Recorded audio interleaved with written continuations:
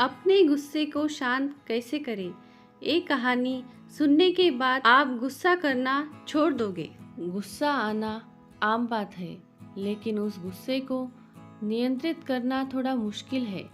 गुस्सा सभी मनुष्यों को आता है, लेकिन कुछ लोग अपने गुस्से को कंट्रोल कर लेते हैं और कुछ लोग गुस्से की वजह से वो काम कर देते हैं जिसकी वजह से बाद में जब गुस्सा शांत होता है तो उसे पछतावा होने लगता है।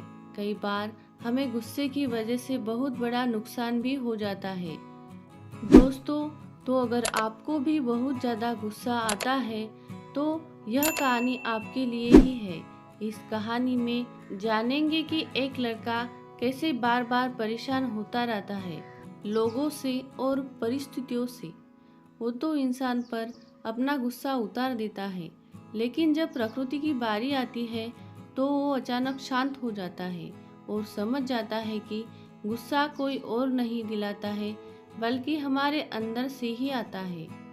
एक बार एक लड़का स्कूल में अपना एडमिशन करवाने के लिए आया और जिस स्कूल में वह लड़का अपना एडमिशन करवाने के लिए आया था, उस स्कूल का अपना एक नियम था और वो नियम ये था कि हर रोज़ क्लास शुरू होने से पहले वहाँ के सभी स्टूडेंट को मेडिटेशन करना पड़ता था और ये नियम उस लड़के को नहीं पता था। तो उस लड़के का एडमिशन होने के बाद जब वो लड़का क्लास के लिए आया तो वहाँ के गुरु ने उसे कहा कि तुम्हें भी क्लास शुरू होने से पहले आधा घंटा मेडिटेशन करना पड़ेगा। वो लड़का मेडिटेशन के लिए बैठा और मेडिटेशन करने लगा, लेकिन 2 मिनट के बाद ही उस लड़के को गुस्सा आने लगा और उसने अपने आंखें खोल ली और वो मेडिटेशन से उठ गया। लेकिन वहाँ के गुरु ने फिर से उसे मेडिटेशन करने के लिए कहा। वो लड़का फिर से मेडिटेशन करने के लिए बैठा, लेकिन फिर से 2 मिनट के बाद ही उसे गुस्सा आने लगा। दरअसल समस्या ये थी कि जब वो लड़का मेडिटेशन करने के लिए बैठा था तो उससे आसपास के लोगों की बातों की आवाज़ आती थी, जिससे उसे गुस्सा आता था और उस लड़के के साथ रोज ऐसा ही होने लगा। 3 दिन बीतने के बाद उसने अपनी ये समस्या स्कूल के एक गुरु को बताया और उस लड़के ने उस गुरु से ये भी कहा कि जब हम मेडिटेशन करते हैं तो यहाँ के लोगों को बातें करने के लिए मना कीजिए, क्योंकि जब ये डिस्टरबेंस होता है तभी मुझे गुस्सा आता है और जब मैं मेडिटेशन करता हूँ और कोई मुझे परेशान करता है तब मेरा मन उस इंसान को मारने के लिए करता है। इसलिए मुझे मेडिटेशन करने के लिए शांत वातावरण चाहिए। तो उस स्कूल के गुरु ने उस लड़के से कहा, तुम कुछ भी कर लो, लोग तुम्हें हर जगह परेशान करेंगे। तुम्हें अपने गुस्से पर काबू करना पड़ेगा और अगर फिर भी तुम चाहते हो कि तुम्हें एक शांत वातावरण चाहिए तो कल से तुम उस नदी के पास मेडिटेशन करना। वहाँ पर तुम्हें बातों की आवाज़ नहीं आएगी। वो लड़का अगले दिन नदी के पास मेडिटेशन करने लगा।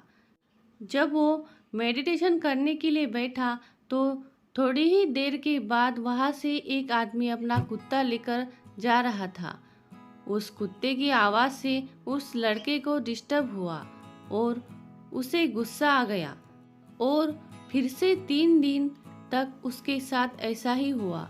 फिर उस लड़के ने सोचा, क्यों न मैं नदी के बीच में जाकर मेडिटेशन करूं, वहाँ पर मुझे कोई डिस्टर्ब नहीं करेगा। वो लड़का एक नाव लेकर नदी के बीच में चला गया और वहाँ पर मेडिटेशन करने लगा और जैसे उसने सोचा था वैसा ही हुआ। नदी के बीच में उसे किसी ने भी डिस्टर्ब नहीं किया और अब से हर रोज ऐसे ही होने लगा था। वो लड़का अपना मेडिटेशन अच्छे से कर रहा था, लेकिन एक सप्ताह बीतने के बाद जब वो लड़का नदी के बीच में मेडिटेशन कर रहा था तभी उसे पानी की झप झप आवाज़ आई। उसने आंखें खोल के देखा तो उसे अपने सामने एक नाव दिखी जो कि उसकी तरफ आ रही थी। उस लड़के ने उस नाव की तरफ देखकर चिल्लाते हुए कहा, अपनी नाव यहाँ पर मत लाओ, यहाँ पर मैं मेडिटेशन कर रहा हूँ। उस नाव में से कोई आवाज नहीं आई, लेकिन वे दोबारा चिल्लाते हुए कहा, लेकिन फिर भी नाव उसकी तरफ ही आ रही थी और उस नाव ने लड़के की नाव को टक्कर मार दी। अब लड़के को बहुत गुस्सा आ गया था। लड़के ने सोचा, इस नाव में जो भी होगा उसे अब मैं नहीं छोड़ने वाला हूँ। और लड़का जैसे ही उस नाव के अंदर गया, लड़के ने देखा उस नाव में कोई भी नहीं था। लड़के का गुस्सा शांत हो गया। इतने में ही नदी के साइड से एक आदमी भागते हुए आया। लड़के ने सोचा ये नाव उस आदमी की ही होगी।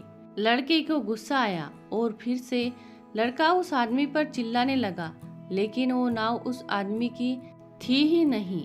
उस आदमी ने लड़के से बोला, मैं तो तुमसे यहाँ एक पता पूछने के लिए आया था और तुम मुझ पर ही चिल्लाने लगे। ये सुनने के बाद लड़के का गुस्सा फिर से शांत हो गया।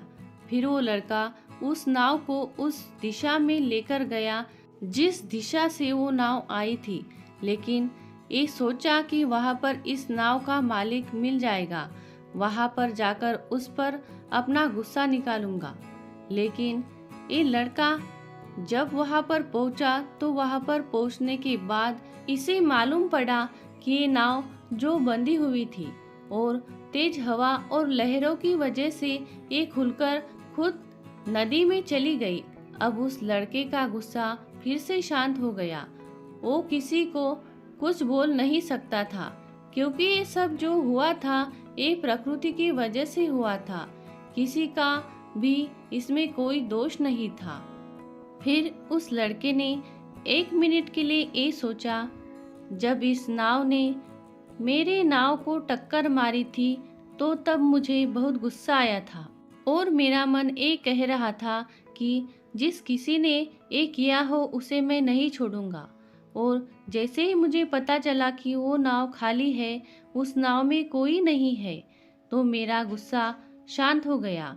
और जब मुझे पता चला कि नाव किसी इंसान की वजह से नहीं बल्कि हवा की वजह से खुल गई थी, तो मैं अपने गुस्से को भूल गया।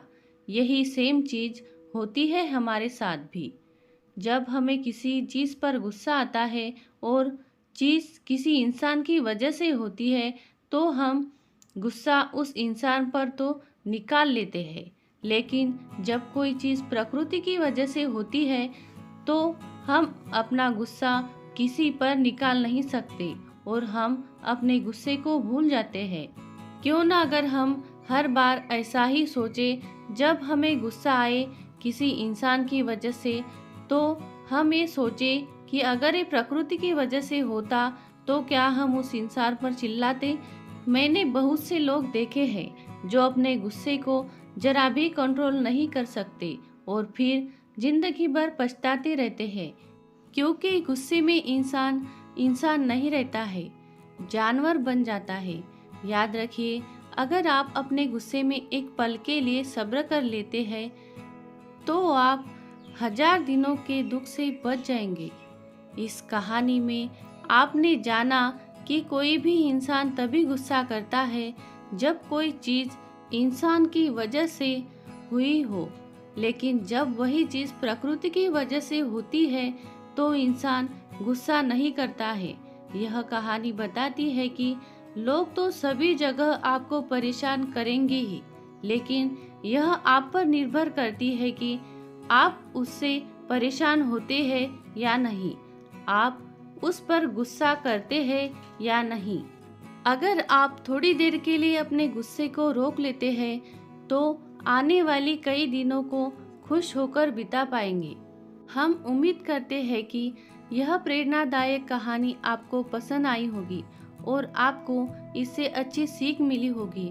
अब आप जान गए होंगे कि गुस्सा करने के कोई फायदे नहीं होते, इससे सिर्फ नुकसान ही होता है। इस कहानी को अपने दोस्तों के साथ भी शेयर करें और कमेंट में बताएं कि यह कहानी आपको कैसी लगी। इस कहानी को अंत तक सुनने के लिए बहुत बहुत धन्यवाद। इस कहानी को सुनकर आपको अच्छा लगा हो तो चैनल को लाइक, सब्सक्राइब और शेयर ज़रूर करिएगा। बेल आइकन वाला बटन दबा के ऑल पर क्लिक करें ताकि आपको नए कहानियों की नोटिफिकेशन सबसे पहले मिले। धन्यवाद।